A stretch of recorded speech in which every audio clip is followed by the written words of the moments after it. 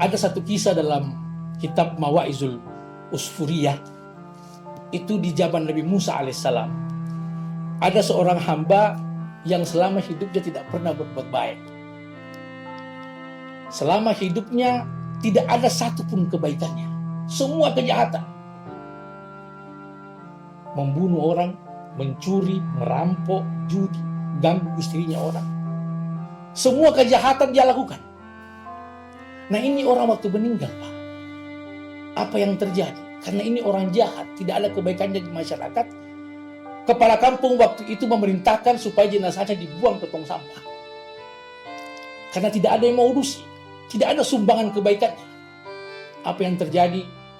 Akhirnya kepala kampung memutuskan kalau begitu ini jenazah tidak usah kita urus, kita lemparkan aja ke tong sampah.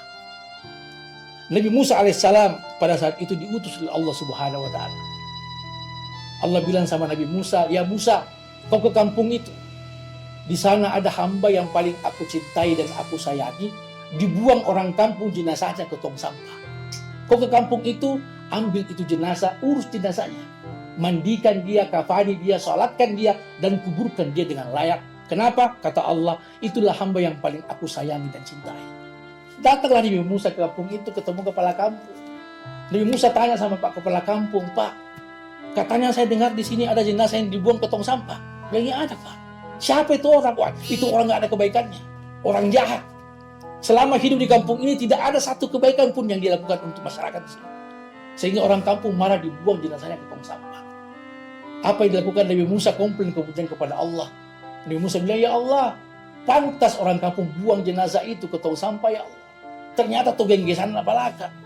Ternyata orang jahat." Allah bilang apa? "Sampaikan kepada orang kampung Musa, siapapun di antara mereka yang mau membantu kau mengurusi jenazahnya, akan aku ampuni dosa-dosanya." Akhirnya Nabi Musa ambillah itu jenazah, dimandikan, dikafankan dengan baik, kemudian disolatkan dan dikuburkan dengan layak. Nabi Musa bertanya kepada Allah Subhanahu wa taala, "Ya Allah, kira-kira apa kelebihannya ini hamba yang kau cintai ini, ya Allah, sehingga engkau sayangi? Nah, ini hamba sangat jahat, tidak ada kebaikannya. Apa kelebihannya Allah sehingga engkau sayang dan engkau cintai?" Allah bilang, ada 3 hal yang membuat aku mencintai dan aku sayangi hambaku yang jahat. Apa itu? Yang pertama kata Allah, ini orang dia tahu dirinya jahat. Karena sekarang itu, Pak, banyak orang jahat tidak tahu dirinya kalau jahat. Nah, ini orang dia tahu dirinya jahat. Nah, buktinya dia tahu dirinya jahat ketika ada orang yang bertamu sama dia. Ada 2 orang misalnya, satu orang jahat, satu orang baik. Ini orang pasti selalu mendahulukan orang yang baik dulu. Orang jahat dimundi dia belakangan. Para togengge ditahu. Sama-sama jadi orang jahat. Itu yang pertama kelebihannya. Kemudian yang kedua kata Allah, ini orang ada doanya yang aku suka, kata Allah.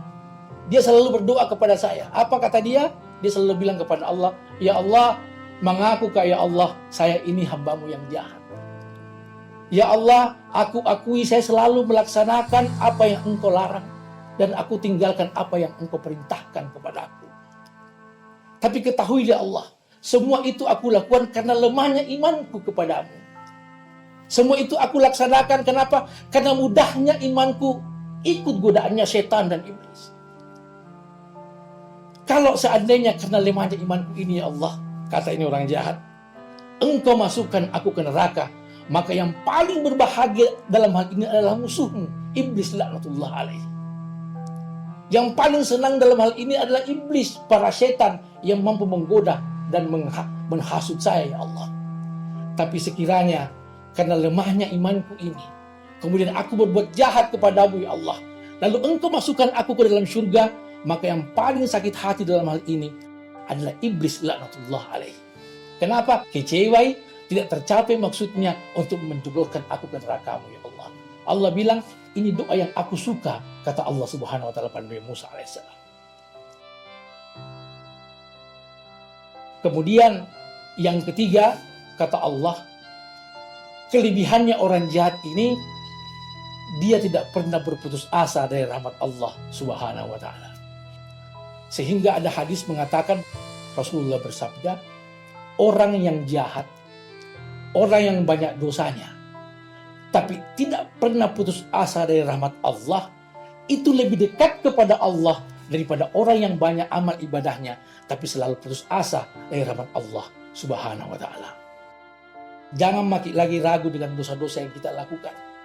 Kenapa? Intinya adalah dosa-dosa yang kita lakukan ini, kita harus yakin bahwa senantiasa akan diampuni oleh Allah Subhanahu wa taala.